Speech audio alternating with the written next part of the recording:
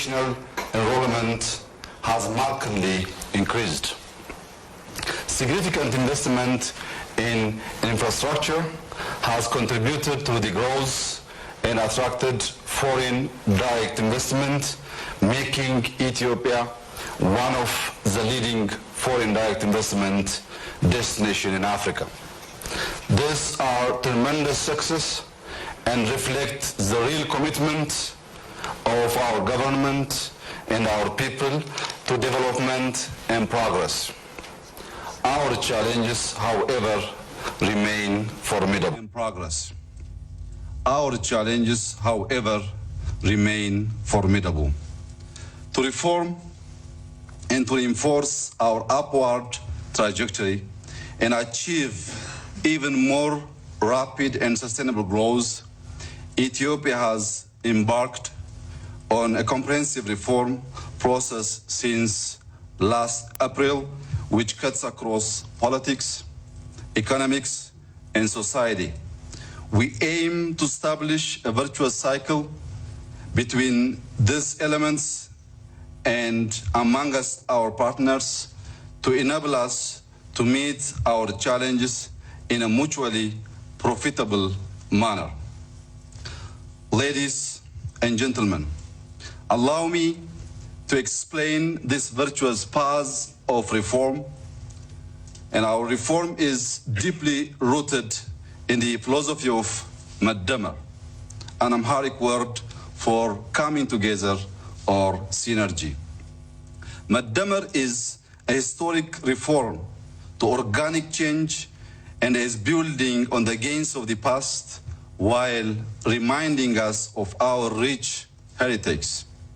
It also reflects on modern realities, strengthening the synergy in politics, economics, technology, and society. Ethiopia is indeed undergoing a period of political and economic renaissance. The Madama reform is people-centered and has three interdependent pillars. The first pillar is a vibrant democracy. The second one is economic vitality.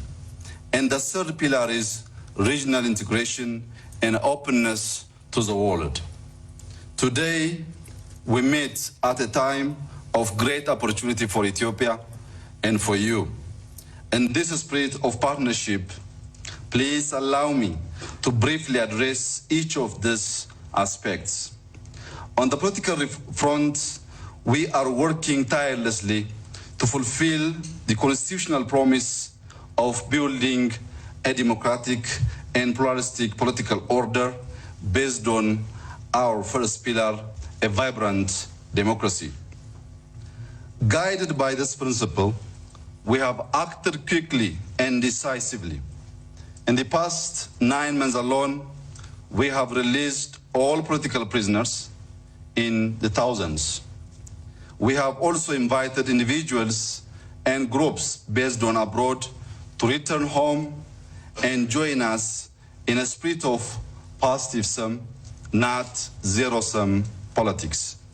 We have restored license to independent media, issued an amnesty law, and repealed restrictive laws of the past. We will also have a revised civil society law very soon. We believe it is now possible to sustain growth, attract investment, and allow all Ethiopians to benefit from the growth dividend without embracing democracy and persuading the world to invest in our economy. In sum, we see democracy and development as interlinked, and we have acted decisively on this understanding. Ladies and gentlemen, the second pillar of our reform is economic vitality. We are determined to bring Ethiopia firmly into the center of the international market. To do so, we will leverage the collective power of our people, especially women and the youth, and build the private sector to drive more inclusive, and socially sustainable growth.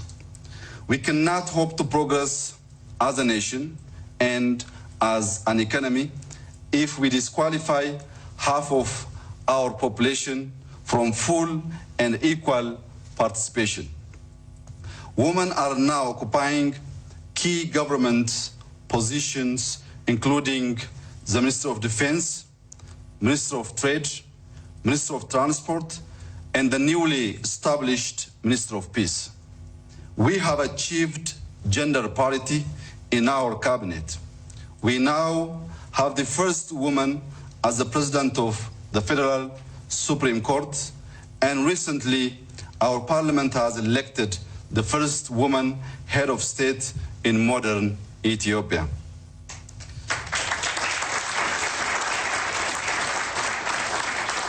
Thank you. This is important progress, but it is not enough.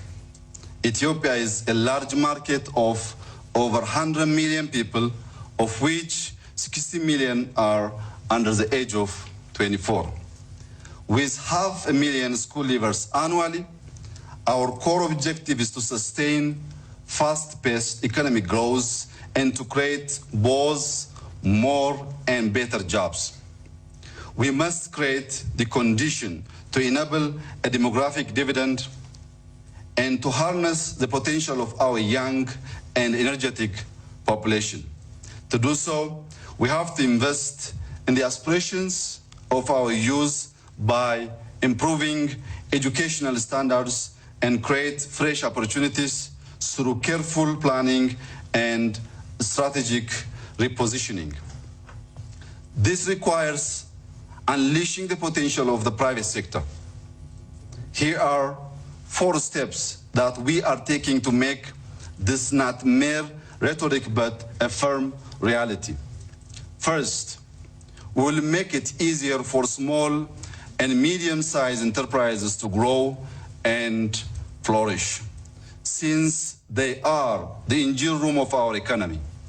We are reprioritizing access to credit for SMEs, since 2/3 of our SMEs report not having access to finance.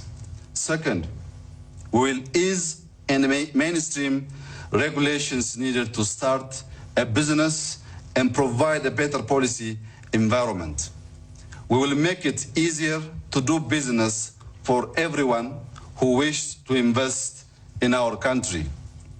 Ethiopia is undergoing significant institutional reforms and is reviewing its investment code, commercial code, and other business regulations to enhance the ease of doing business in Ethiopia and increase our global competitiveness.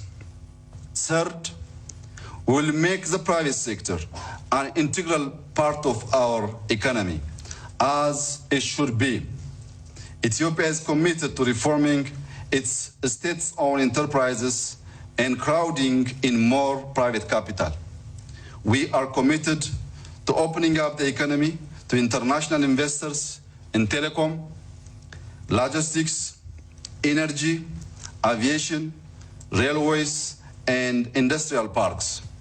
This has the added benefit of creating the space to reallocate government expenditure to social services. We are confident that international capital and expertise will deliver significant value for Ethiopians and contribute to our development agenda. Fourth, we will continue to foster public-private partnerships as we see this as more than merely a business proposition and a deal to be struck. We see it as the way to build balanced long-term partnership aimed at triggering faster economic growth and profit. At the same time, we will ensure our citizens realize their full potential and live a prosperous, healthy, and safe life.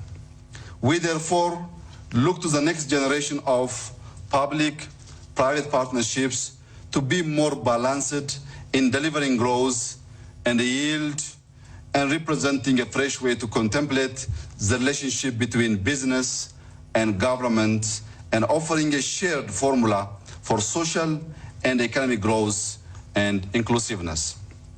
Ladies and gentlemen, the third and the final pillar of our Renaissance is regional integration and openness to the world. Regional integration and trade will be crucial to the future of our continent, allowing us to grow beyond primary commodities and accelerate our development. Addis Ababa is a seat of the African Union and so must lead by example.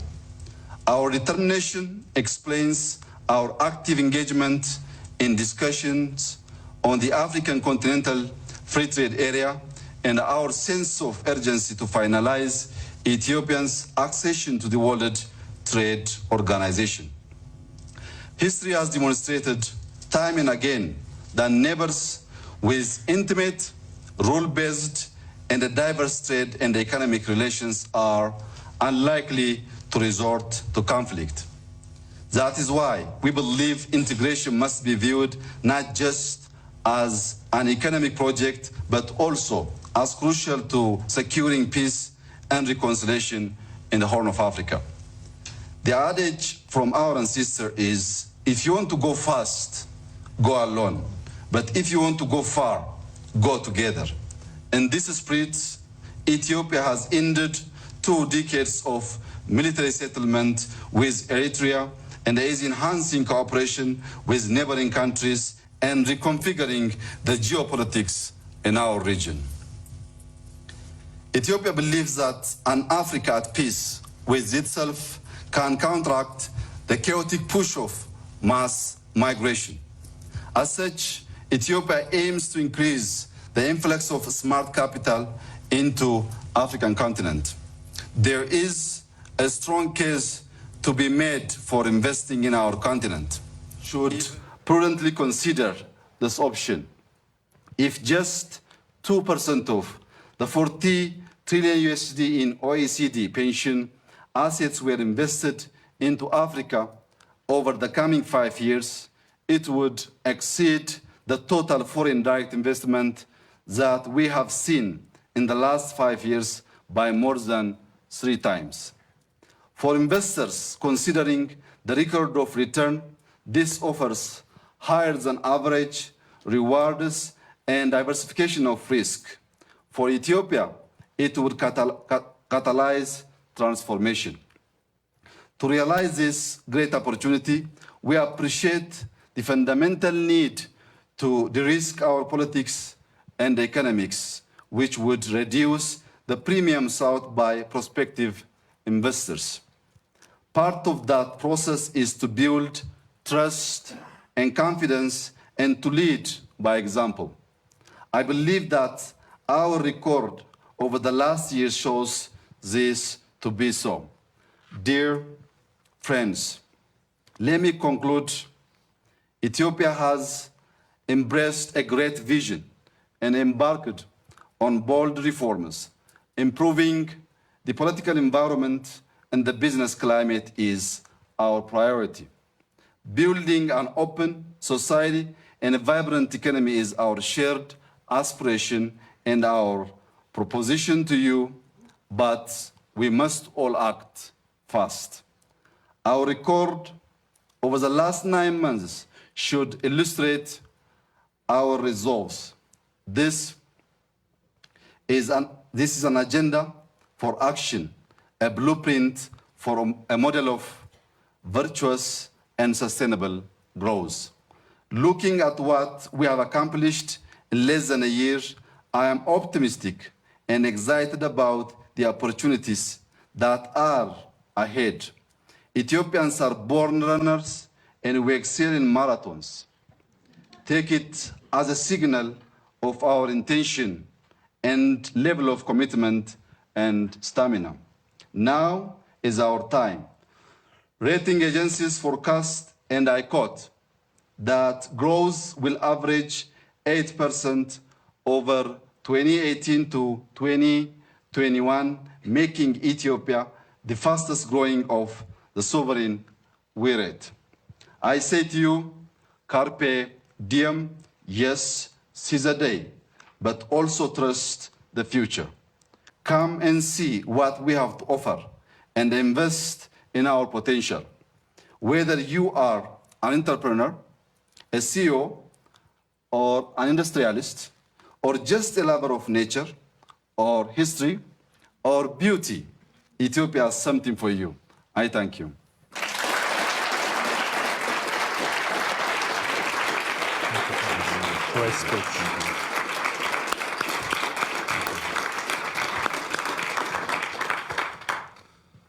Thank you so much, Prime Minister. I think you also heard from the warm applause that there is so much goodwill related to your leadership. But as you said, it's a marathon, but it has to be also, you have to run fast, and you're good at that.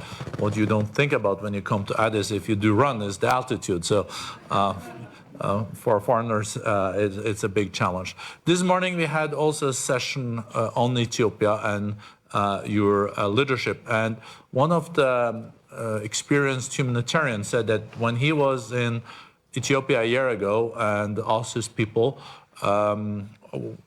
they would say that they would have most loyalty to their tribe, they felt like that was their identity, then it was Africa, and then it was Ethiopia. When he was back a month ago, the same people said, I now have strongest identity as an Ethiopian, and then African, and then tribe third.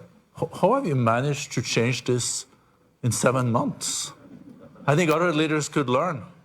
Maybe even in Europe, huh? Some 9 months ago, the situation in Ethiopia, as you have stated, was very bad.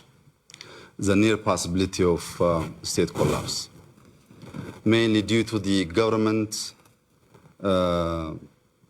respond to the public political and economic demand, pushed the nation into dangerous course. What makes the situation more dangerous was the poor relationship among the leadership. There was misunderstanding, mistrust, and mutual suspicion among the top leadership. Due to this problem, we collect data from different sources. We analyze using different techniques and mechanisms. And definitely, if you use different sources and different mechanisms to analyze the information, the output cannot be identical. So having or seeing the problem from different perspectives, we can't find a solution to solve the problem and to change the situation. To make long story short, when the situation gets worse, we sat for weeks to discuss and to evaluate as a party. Then we have achieved, finally we have achieved leadership change. Not only leadership change, but also peaceful power transfer, which is a very rare experience in Africa. Right after the change, the new leadership decided to listen from the public, the opinion, the grievances, so as to make a communal solution to resolve the current problem of that time. Then we have discussed with almost all corners of the country. We have traveled and we have discussed with the public to hear their grievances and their demands. Mainly their demand were they complained about the government, about our indecision, also the widespread injustice, both in politics and economics, as well human rights violation. What we did was we didn't undermine the public grievance. We just sat and evaluate all questions which came across the country. Though we prioritize to fix some of the problems in quick wins and others in institutional reform. Like I mentioned before, we automatically lifted state of emergency. That was one of the questions of the public. And released thousands of prisoners including journalists. Today, we don't have a single journalist in prison, and we are proud of that.